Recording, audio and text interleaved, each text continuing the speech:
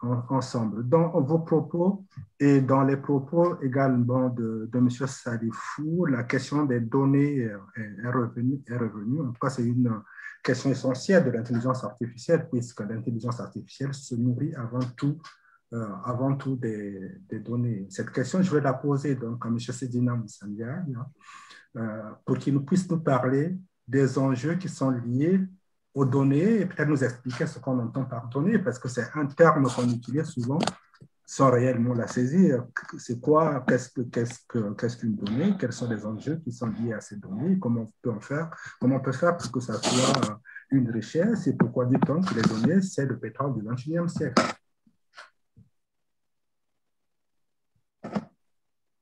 Bonjour Alain, merci pour l'invitation qui nous permet de partager certaines idées. Et j'en profite pour saluer les autres panélistes ainsi que le public, donc le public à Brazzaville et le public en ligne. Pour la question en fait concernant les données, donc j'aimerais en fait contextualiser un peu cette question-là qui, comme vous le savez, on se trouve actuellement dans ce qu'on appelle l'économie de la connaissance, donc qui de façon plus globale en fait avec Schwab du Forum économique mondial a conceptualisé le concept en fait de la quatrième révolution industrielle qui est basée beaucoup sur l'utilisation de ces données-là et donc qui intègre en fait plusieurs technologies qui permettent en fait, qui sont de plus en plus utilisées et qui permettent de générer beaucoup de données avec tout ce qui est Internet des objets, tout ce qui est Big Data, etc., etc. Donc, tout ce qui tourne autour de l'utilisation de ces données-là, de l'utilisation de ces technologies de façon convergente. Donc, un mix, en fait, entre ces différentes technologies-là permettent d'utiliser beaucoup de données à travers notamment l'intelligence artificielle et donc qui permet d'améliorer la vie, donc d'améliorer aussi bien l'humain, d'améliorer tous les processus de l'humanité. Et donc, c'est dans ce contexte-là, en fait, qu'il est important pour l'Afrique, notamment, d'avoir une vraie conscience de l'intérêt de gérer ces données. Donc, ce qu'il faut savoir, c'est qu'on génère beaucoup de données au quotidien, dans tout ce qu'on fait. Donc, si on utilise son ordinateur, on est en train de générer de la donnée. Parce que ce qu'il faut savoir, c'est que toutes les transactions génèrent de la donnée. C'est-à-dire que dès qu'on ouvre son ordinateur, le fait de cliquer, c'est une donnée qui est générée, c'est le temps d'ouverture, le temps qu'on a passé sur telle ou telle page, etc., etc. Pardon. Donc, tout ça, en fait, c'est de la donnée. Et donc, on génère des données également dans toutes nos applications, donc que ce soit des applications de gestion, etc. Donc, toutes les transactions qui sont faites au quotidien sur nos ordinateurs, sur nos téléphones, génèrent beaucoup de données. Et ce qui se passe, en fait, c'est qu'en Afrique, le plus souvent, on génère beaucoup de données sans le savoir, sans le gérer. Et donc, ce sont beaucoup de données qui sont perdues. Si on va au niveau de l'état civil et que l'état civil, on fait une requête pour avoir ses papiers, le système qui se trouve en face génère de la donnée, mais pas nécessairement un stockage de données. C'est-à-dire que ces données générées en Afrique ne sont souvent pas stockées et traitées après.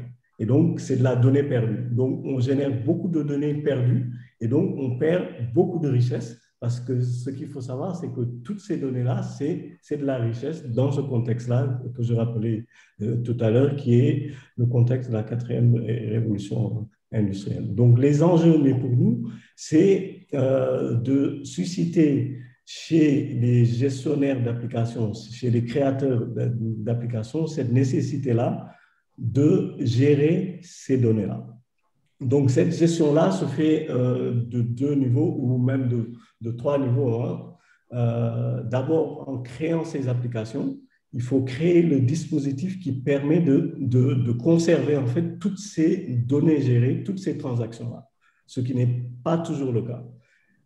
L'autre élément, c'est que quand toutes ces données-là sont gérées, il nous faut avoir les moyens de stocker ces différentes données-là. Donc, avoir beaucoup de data centers, avoir des dispositifs qui permettent quoi, de gérer ça, et d'avoir aussi l'infrastructure qui permet d'exploiter en fait quoi, ces données-là. On en reparlera, mais des infrastructures comme les supercalculateurs nous permettent de gérer une grande masse de données.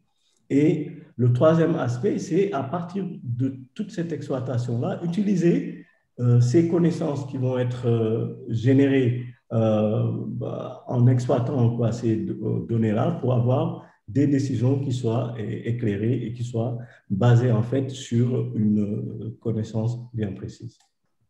Merci beaucoup de toutes les façons.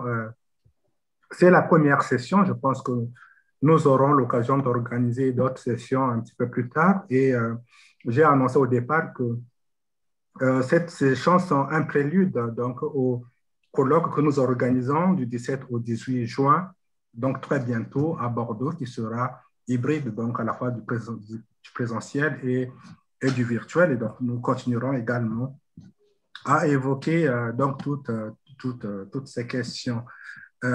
C'est vrai que le temps passe très vite. Je vois une question de monsieur, qui est adressée à M. Sedina. Donc, la question, c'est de savoir quel est le rôle du supercalculateur en fait, dans le cadre du développement et de la recherche. Ça rejoint aussi à la question que je voulais poser pour savoir qu'est-ce que vous faites réellement avec le supercalculateur que vous avez à Dakar, mais peut-être répondre en 2 minutes au maximum, quoi, très, très succinct.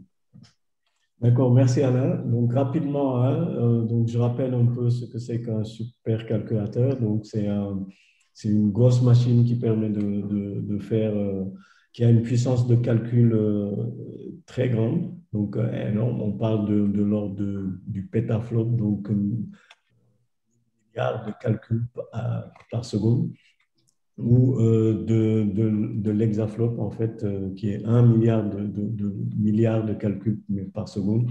Donc, ce qu'il faut savoir, en fait, c'est que de plus en plus dans les processus industriels et dans l'économie, on utilise la simulation numérique. Donc, la simulation numérique, pour faire ça, il nous faut des ordinateurs très, très, très puissants. Et donc, de plus en plus, depuis une vingtaine d'années, on a vu de plus en plus une course, en fait, vers la puissance de calcul la plus importante.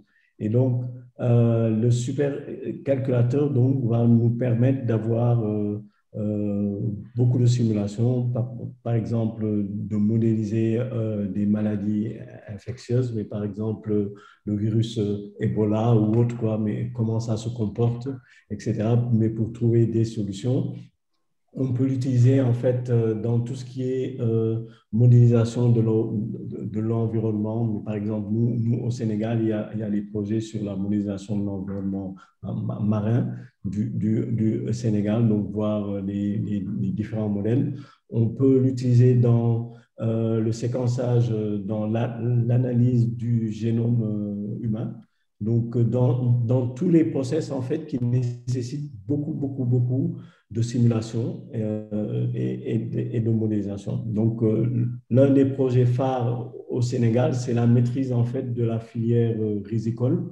Et donc, on a différents chercheurs qui travaillent sur ça pour avoir des modèles de croissance du riz.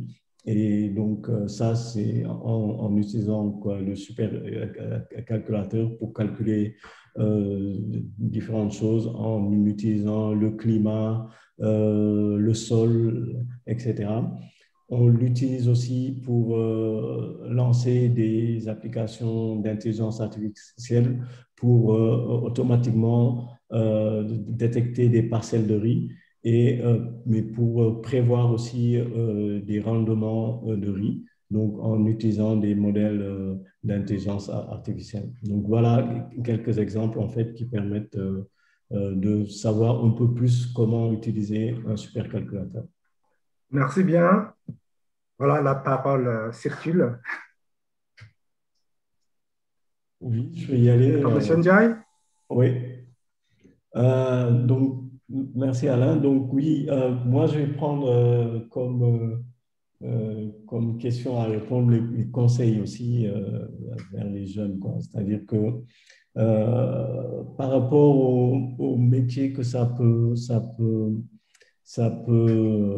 faire disparaître, en fait, toute révolution, en fait, amène à une disparition de métiers et à une création, quoi, de métiers, comme vient de le dire, quoi, Mema. Et donc, ça, c'est pas trop un problème. Mieux vaut se concentrer sur les aspects positifs quand les aspects négatifs ne sont pas gérables. C'est-à-dire que la disparition des métiers, personne n'y peut rien. Donc, autant se concentrer, en fait, et se focaliser sur les nouveaux métiers. Et donc, ce que je conseillerais aux jeunes, c'est d'apprendre beaucoup la science, d'apprendre les mathématiques, parce que c'est la base, en fait, quoi, de l'IA. Et donc, de n'avoir pas peur de créer ces algos, de découvrir tous les algos de base, quoi, qui existent. Ils ne sont pas compliqués. C'est vrai que c'est beaucoup de mathématiques, mais il faut ne pas avoir peur des mathématiques et essayer de comprendre comment l'IA marche et de mettre la main à la pâte. Donc, il faut coder, essayer de tester tous les codes classiques quoi, qui existent, apprentissage supervisé, non supervisé, reinforcement learning, tout ce qui est machine learning, essayer d'y aller à fond.